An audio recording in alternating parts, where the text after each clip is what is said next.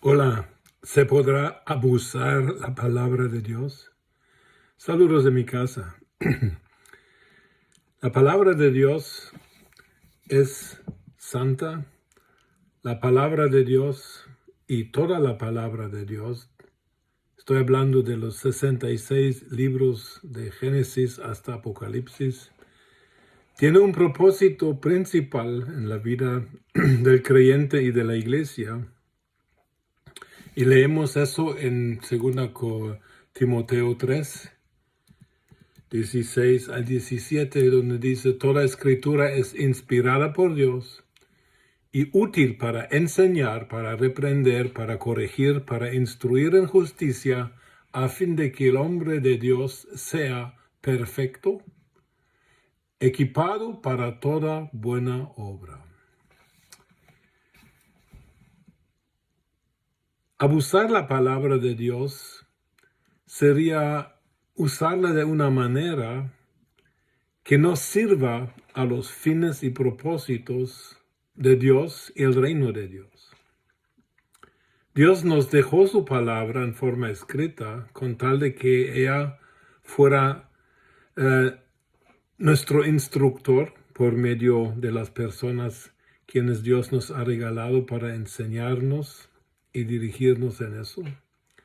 Y si la palabra de Dios no es usada de una forma correcta, o como hemos leído en 2 Timoteo 2:15, aquí dice en el griego que tenemos que cortar rectamente la palabra de Dios. Cortar en el sentido de usar, cortar en el sentido de distribuir también correctamente. Un comentador dice de que la idea también que suena junto con esta palabra es de que cuando un padre, una familia toma un pan y lo corta y lo reparte a sus hijos según sus necesidades que tengan.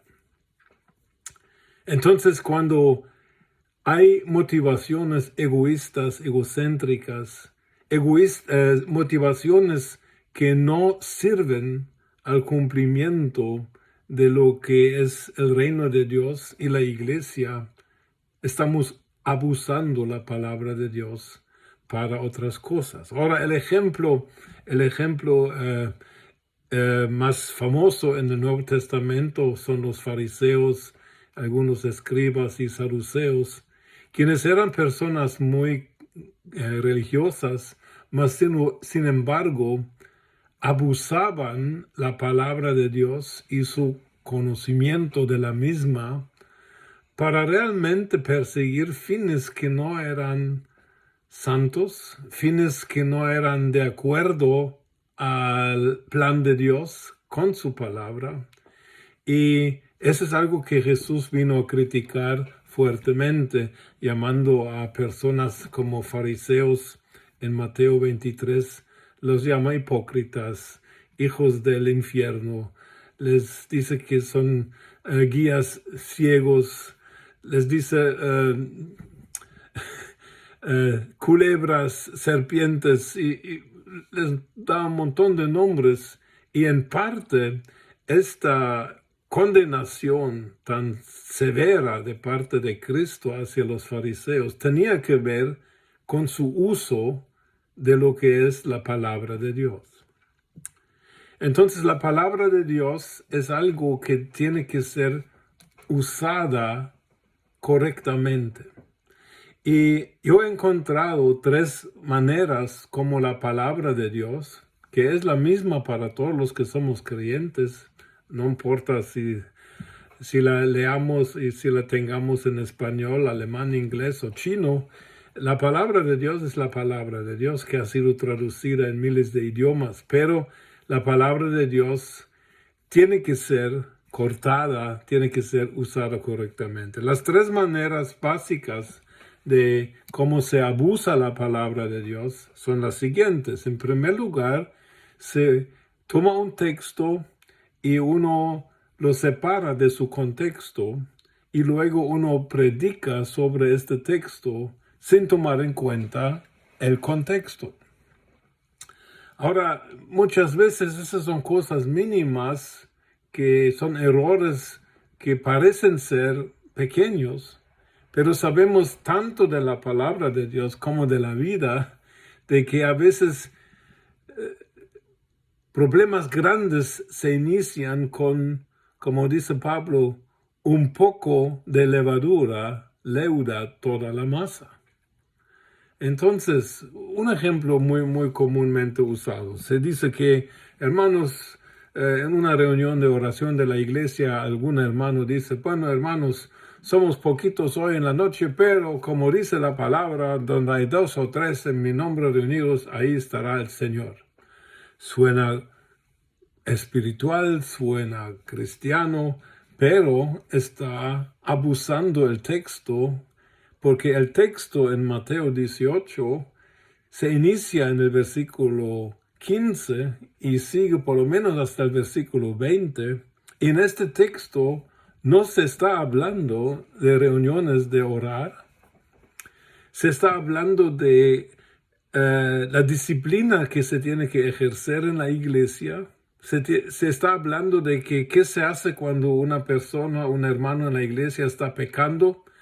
La Biblia dice que hay que confrontarlo primero entre los dos involucrados, luego hay que incluir a los líderes de la iglesia, luego hay que presentar este problema a toda la iglesia y al fin de cuentas, al fin puede ser de que este hermano tiene que ser expulsado de la iglesia. Y en este contexto viene este versículo donde hay 2 o 3 reunidos en mi nombre, ahí estaré yo. Y Jesucristo lo que quiere decir en este texto es, cuando la iglesia ha aprobado el caso de pecado dentro de sus filas, y es cuando la iglesia con su liderazgo está reunido para tomar una decisión, yo voy a respaldar esa decisión de la expulsión de un hermano de la iglesia. En otras palabras, este versículo, donde hay 2 o 3 reunidos en mi nombre, ahí estaré yo, no tiene nada que ver con la presencia de Jesucristo general, sino con este caso de disciplina en la iglesia. Porque pongámonos a pensar, ¿dónde usa la palabra de Dios este término 2 o 3? Siempre se usa cuando se tiene que determinar un caso. Se necesitan 2 o 3 testigos para cualquier cosa que se decida, dice la palabra en varios de sus lugares. Entonces aquí también se está hablando de eso, no se está hablando de cualquier situación donde hay cristianos. ¿Qué significa si un cristiano ora solo? ¿No está Cristo con él? Por supuesto está Cristo contigo, porque viven, ojalá, dentro de tu corazón. Y si solo hay 2, será suficiente, está Cristo si hay 2. No, de eso no se está hablando. La Biblia nos promete la presencia de Dios dentro de nosotros, con nosotros, por nosotros, alrededor de nosotros, encima, arriba, atrás, por todos lados. Estamos rodeados de la presencia de Dios en todo tiempo.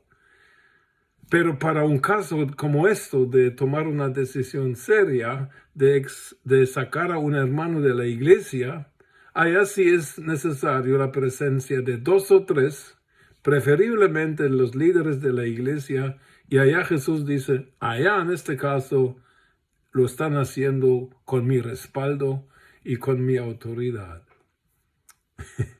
Entonces, tomando versículos, a veces tomamos palabras de la Biblia y empezamos a aplicar palabras de la Biblia sin reconocer que el significado de una palabra es determinado por su contexto y no por un diccionario griego o hebreo. Por ejemplo, la palabra carne en el Nuevo Testamento puede tener por lo menos 3 significados completamente distintos. Carne puede ser eso, pero carne también se puede referir a la naturaleza pecaminosa del hombre, que son 2 cosas completamente distintas. Y por eso, antes de usar palabras, antes de manejar con palabras o con términos bíblicos, uno tiene que hacerse el trabajo, y a veces es trabajo arduo, de reconocer realmente qué significa la palabra en este versículo, en este libro bíblico, en la Biblia en general. En Alemania, por ejemplo, muchos hermanos me dicen que hay una situación difícil, hay una situación problemática, tal vez peligrosa.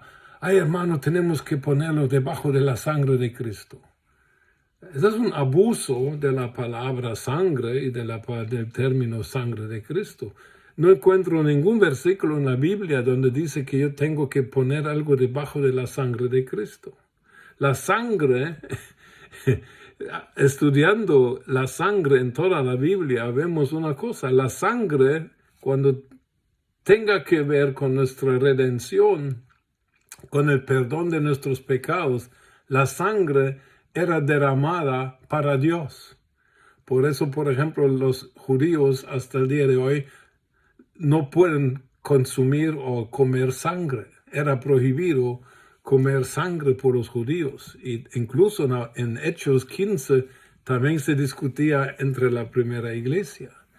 Pero la sangre nunca era para el uso de algún creyente en alguna situación particular. Lo único que según la Escritura indica que está debajo de la sangre son nuestros pecados, porque dice que nosotros hemos sido cubiertos, nuestros pecados han sido cubiertos con la sangre de Cristo. Pero poner a una persona, como por ejemplo una hermana me preguntó hace 2 domingos, ¿puedo poner a mis hijos que no conocen a Jesús todavía, los puedo poner en oración debajo de la sangre de Cristo? Le dije que no, porque la sangre de Cristo no tiene un uso para el ser humano en este sentido, sino que la sangre fue derramada para Dios. Por ejemplo, ¿de qué? La única vez de que la Biblia habla de que la sangre protegió a los israelitas fue en Éxodo 12, cuando Israel estaba en Egipto, y Dios le dice a Moisés que hay que matar a un cordero y hay que poner la sangre del cordero en los postes de la puerta y encima de la entrada de la casa. Ahora la pregunta teológica que te tengo es esta. ¿De quién protegió esta sangre a los israelitas y los que estaban con ellos dentro de sus casas? La Biblia es clara. Fueron protegidos por Dios, de Dios y su ira. No fue el diablo, no fue el faraón, sino fue un ángel de muerte enviado por Dios, ejerciendo la ira de Dios en contra de Egipto, y los únicos que eran protegidos de la ira de Dios eran los que estaban debajo de la sangre. No era una protección contra el diablo, no era una protección en contra del pecado, no, era protegerse de Dios, porque Dios decidió matar a los primogénitos. Podría aplicar un montón de cosas, pero otra vez, y con eso termino el punto, cuando tú lees una frase que se usa a veces, esto lo tenemos que llevar a la cruz. ¿Y dónde está esa cruz? La cruz ya no está. Y aunque encontraras la cruz original de Cristo, que ha sido vendida miles de veces por los católicos en la Edad Media en Europa, aunque encontraras un pedazo de la cruz original de Cristo, no vas a encontrar a Cristo en esta cruz. ¿Con qué sentido vas a llevar algo a un pedazo de madera que ya no existe? Esas son frases que suenan espirituales, pero no tienen ningún fondo en la Biblia. De que tú confieses tu pecado a Jesús, amén. Pero llevar algo a la cruz, no encuentro esta frase en la Biblia, pero es un abuso de la palabra de cruz que encontramos en la Biblia. Cualquier palabra, la gracia, la fe, la misericordia, el amor, frases múltiplemente usadas por cristianos. Cada vez que tú usas esta palabra, por favor, especifica en qué contexto la usas y cuál es el significado de la palabra.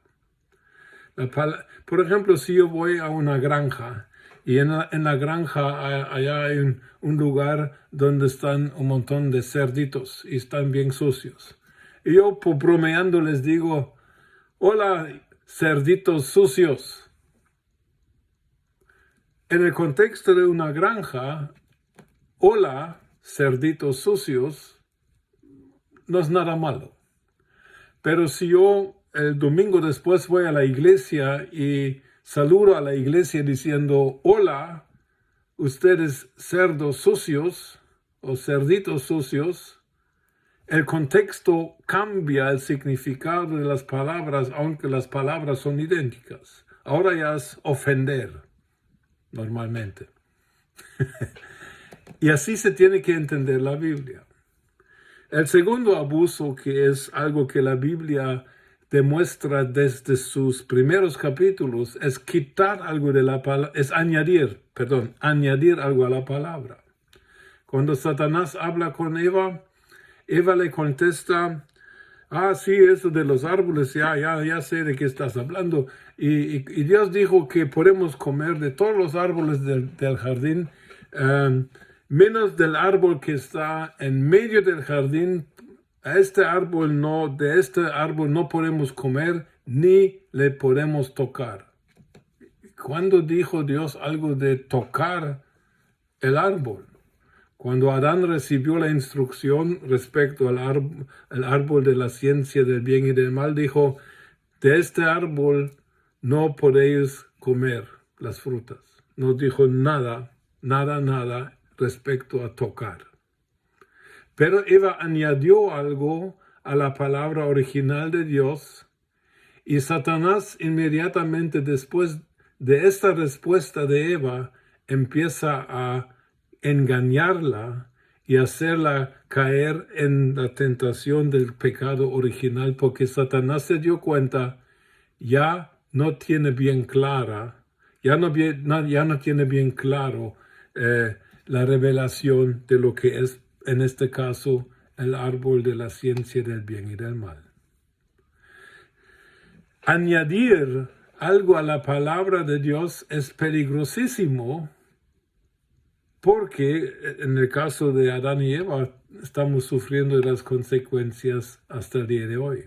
En el tiempo del Evangelio, nosotros hoy, siglo XXI, ¿cuál podría ser el peligro? Uno de los peligros que yo he visto y en los cuales a veces también he caído yo es de que uno dice que somos salvos por gracia por medio de la fe.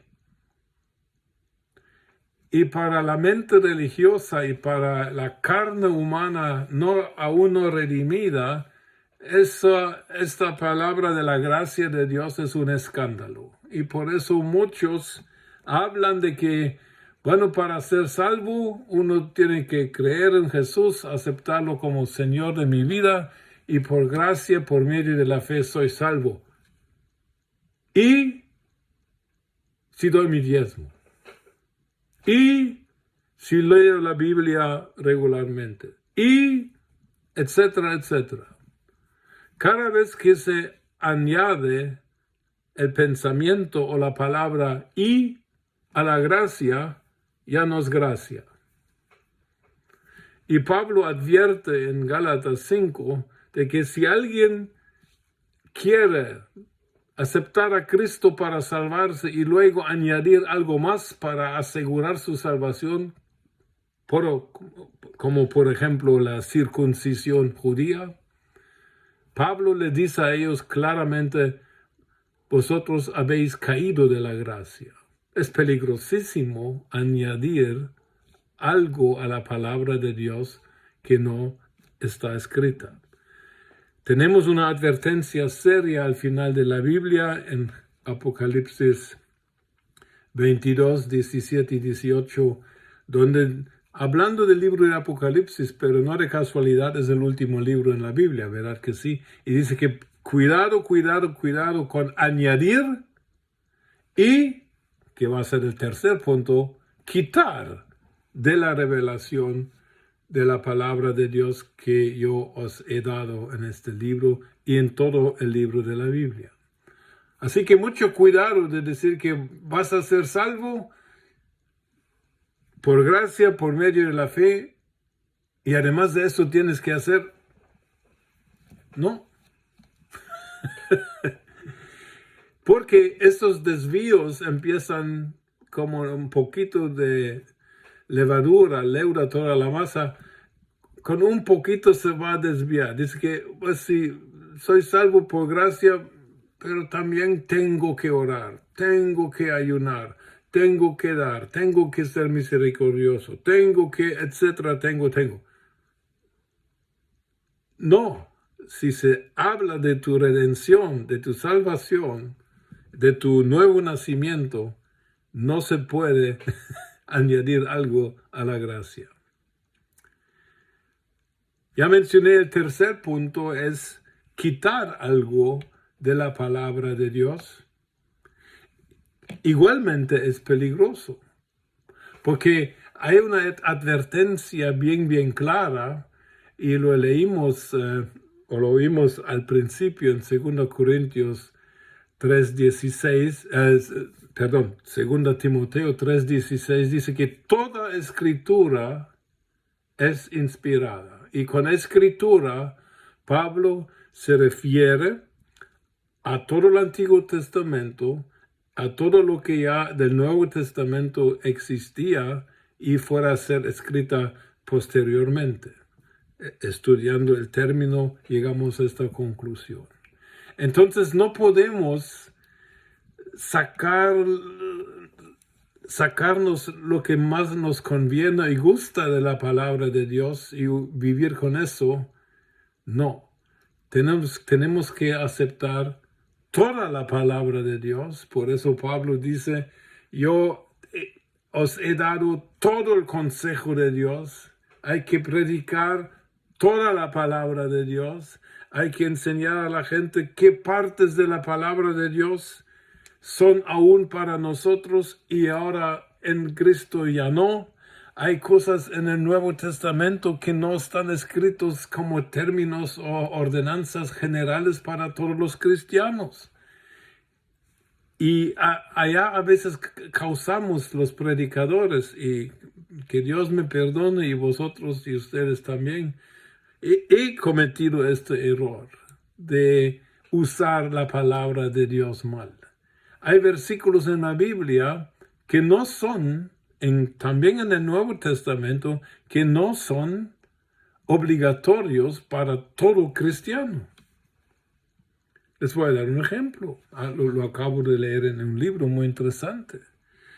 Solo una vez Jesús le dice a un joven, en Mateo parece 19, de que si quieres ser perfecto, vende todo lo que tienes, dalo a los pobres y tendrás tesoro del cielo, y ven y sígueme. Y conocemos la historia, este joven se fue triste. Jesús había estado hablando con muchos ricos, gente con mucho dinero, incluso algunas mujeres de dinero le sostenían su ministerio público de los últimos 3 años de su vida en la tierra.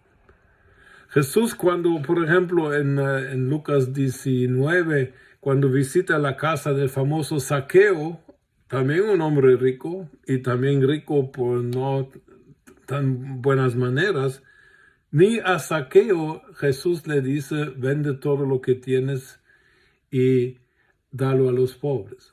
¿Por qué a este joven solamente se lo dijo y a ningún más? Ahora, si nosotros no aprendemos a entender la Biblia en su contexto, y cuando cuando dejamos de estar añadiendo y quitando de la palabra, nosotros vamos a cortar la palabra bien y vamos a repartir la palabra bien y no vamos a causar, por ejemplo, presiones a personas para quienes este texto no es aplicable. En Hechos capítulo 2 leemos de que después de la predicación de Pedro y de la conversión de los 3,000, dice que la mayoría vendían sus casas y lo que tenían y a veces predicamos eso como si fuera una ley. Si tú quieres ser buen cristiano, tienes que vender tu casa y todo lo que tienes y darlo a los pobres. No, hay que leer la Biblia en contexto. Volviendo a este joven, cuando estudiamos bien de quién se trata y por qué Jesús a este muchacho únicamente le dice estas palabras: vende todo lo que tienes, dalo a los pobres. Hay una razón sencilla. En primer lugar, dice que era joven. Solo sabemos 3 cosas de él. Era muy respetuoso respecto a la palabra de Dios. Segundo, que era joven. Y tercero, que tenía mucho dinero o muchos bienes. Pero el último dato, el cuarto, dice que era un líder, que era en griego es archón, un principal, era uno de los gobernantes. Entonces, los bienes y la riqueza que él tenía no era por haber ganado y trabajado, era porque lo había heredado. Los principales, los jefes prácticamente, los príncipes, la riqueza que tenían generalmente era una riqueza acumulada por la fuerza, por quitar a los pobres, por abusar, explotar a los pobres. Y la riqueza que había acumulado el papá de este joven seguramente era una riqueza acumulada por medios que contradecían la palabra de Dios. Y por esta razón, porque Jesús no tiene nada en contra de personas que tengan mucho dinero. La riqueza económica no es un problema para Jesucristo. Pero el problema de este joven era de que vivía de una riqueza que se había conseguido por medios prácticamente del pecado.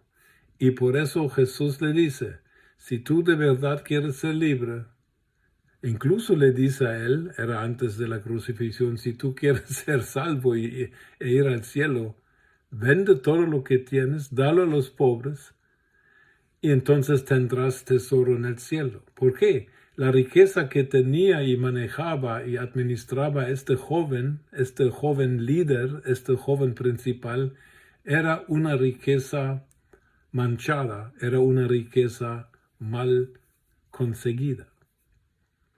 Y nos damos cuenta de que viendo toda la palabra de Dios, ni quitando ni añadiendo y respetando el contexto donde aparecen frases, nosotros podemos dividirla, cortarla bien en el sentido, le sacamos su sentido y su significado verdadero, y ese significado lo usamos para bendecir a la gente.